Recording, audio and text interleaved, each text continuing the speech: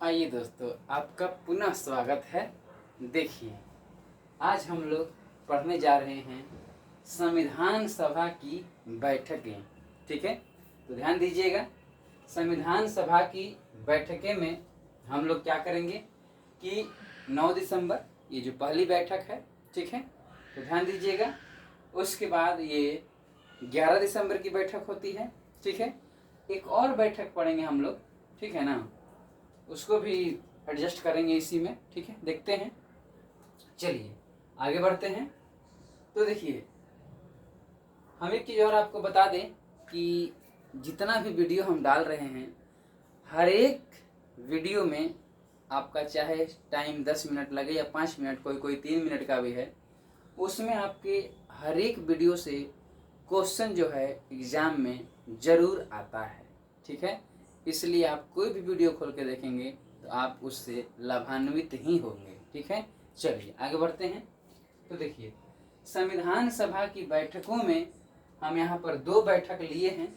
एक और बैठक है जिसको हम बाद में कर देंगे, ठीक है। देखिए, तो 9 दिसंबर 1946 ईस्वी, ठीक है, ध्यान दीजिएगा। ये 9 दिसंबर 1946 ईस्वी की बैठक है। इसमें क्या है कि यह पहली बैठक है। ये जो है संविधान सभा की पहली बैठक है, ठीक है, ध्यान दीजिएगा। इसमें होता क्या है, सचिदानंद सिन्हा जो हमारे बिहार से ही थे, सचिदानंद सिन्हा जी को अस्थाई अध्यक्ष चुना जाता है। ध्यान दीजिएगा, अस्थाई अध्यक्ष। ये पहली बैठक थी।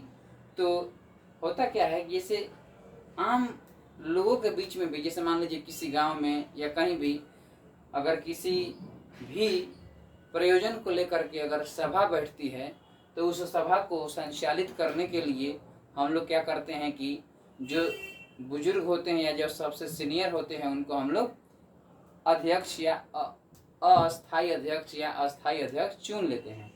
तो उस दिन सभी लोग, ज़्यादा लोग उपस्थित नहीं हो पाए होंगे, तो क्या किया गया कि उस दिन अस्थाई अध्यक्ष चुना गया और सचिदानंद सिन्हा जी को सबसे ज़्यादा मतलब बुजुर्ग होने की वजह से, है ना, इनको अस्थाई अध्यक्ष चुना गया। तो ध्यान दीजिएगा, इस 9 दिसंबर 1946 की पहली बैठक को 2 ऐसी संस्था है जो संविधान सभा की इस बैठक को बहिष्कार कर रही थी, और ये क्वेश्चन बीपीएससी पूछ चुकी है, ठीक है। मुस्लिम लीग, ठीक है, मुस्लिम लीग और देसी रियासत ने इसे बहिष्कार किया था। मुस्लिम लीग और देसी रियासत ने संविधान सभा की बैठक को 9 दिसंबर 1946 ईस्वी की बैठक को बहिष्कार किया था, इसमें शामिल नहीं हुआ था, ठीक है। अब देखिए, ये अस्थाई अध्यक्ष चुने गए सचिदानंद सिन्हा जी। तो फ्रैंक एंथोनी, देखिए सबको पता होता है सचिदानंद सिन्हा जी अस्थाई अध्यक्ष चुने गए, लेकिन अस्थाई उपाध्यक्ष कौन चुने गए ये सबको मालूम नहीं होता है, ठीक है। तो ध्यान दीजिएगा, फ्रैंक एंथोनी हैं जिनको अस्थाई उपाध्यक्ष चुना गया, ठीक है। अब एक चीज और ध्यान दीजिए, इसमें 211 सदस्यों ने भाग लिया था, ठीक है। ध्यान दीजिएगा, इसमें कितने सदस्य भाग लिए थे? 211 सदस्यों ने भाग लिया था, ठीक है। चलिए आगे देखते हैं। अब हम आते हैं 11 दिसंबर की बैठक को देखते हैं। 11 दिसंबर 1946 ईस्वी की ये बैठक है। इसमें देखिए क्या हुआ है। इसमें क्या हुआ, जब अगले दिन और भी लोग आ गए, तो उस दिन क्या हुआ कि डॉक्टर राजेंद्र प्रसाद जी को, जो कि हमारे अपने बिहार से ही, अस्थाई अध्यक्ष चुन लिया गया, ठीक है। चलिए ध्यान देते हैं। तो अब यहाँ देखेंगे कि डॉक्टर राजेंद्र प्रसाद जी को 11 दिसंबर के 1946 की बैठक को, उसमें राजेंद्र प्रसाद जी को अस्थाई अध्यक्ष चुन लिया गया, ठीक है। अब देखिए, उस दिन और भी हुआ है। देखिए यहाँ पर एक और नाम है, बहुत ही अच्छा नाम है, BN राव संविधान सभा के, है ना, संवैधानिक सलाहकार चुने गए। ध्यान दीजिएगा, BN राव, आप इनका नाम लिख सकते हैं बेनेगल नरसिंह राव, ठीक है, बेनेगल नरसिंह राव इनका फुल नेम है। संवैधानिक सलाहकार चुने गए, यानी संविधान सभा के सलाहकार चुने गए, ठीक है।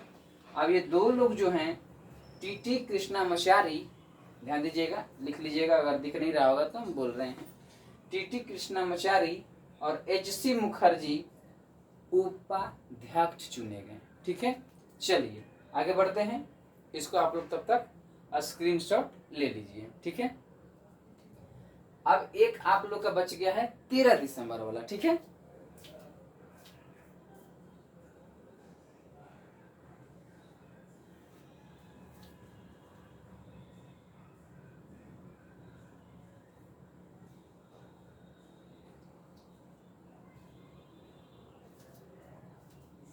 चलिए आगे बढ़ते हैं। देखिए, तो किधर से मिटाया जाए, इधर से मिटाते हैं, ठीक है। तो ध्यान दीजिएगा,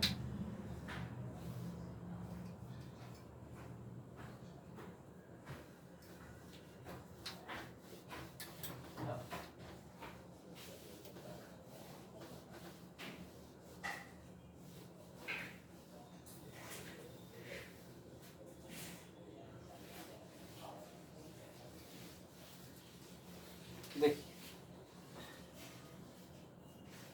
ध्यान देंगे। अब यहाँ लिख लीजिए आप लोग 13 दिसंबर, ठीक है, ध्यान दीजिएगा, 1946, ठीक है। ये जो बैठक है यह 5वीं बैठक है, ध्यान दीजिएगा, ये 5वीं बैठक है।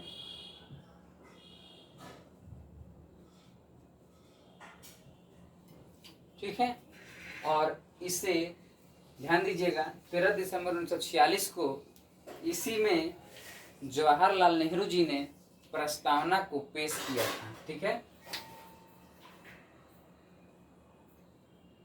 जवाहरलाल नेहरू जी ने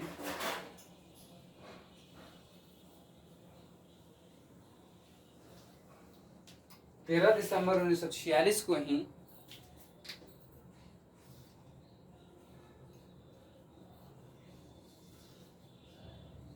प्रस्तावना को पेश किया था, ठीक है। आगे बढ़िए, ठीक है। जब प्रस्तावना पेश हो गया 13 दिसंबर 1946 को, तो फिर देखिए क्या होता है, 22 जनवरी 1947 को इसे स्वीकार कर लिया गया, इसे स्वीकार कर लिया गया, ठीक है। तो ध्यान दीजिएगा, यही था इसमें प्रमुख बैठकें हम लोग देख चुके हैं, ठीक है।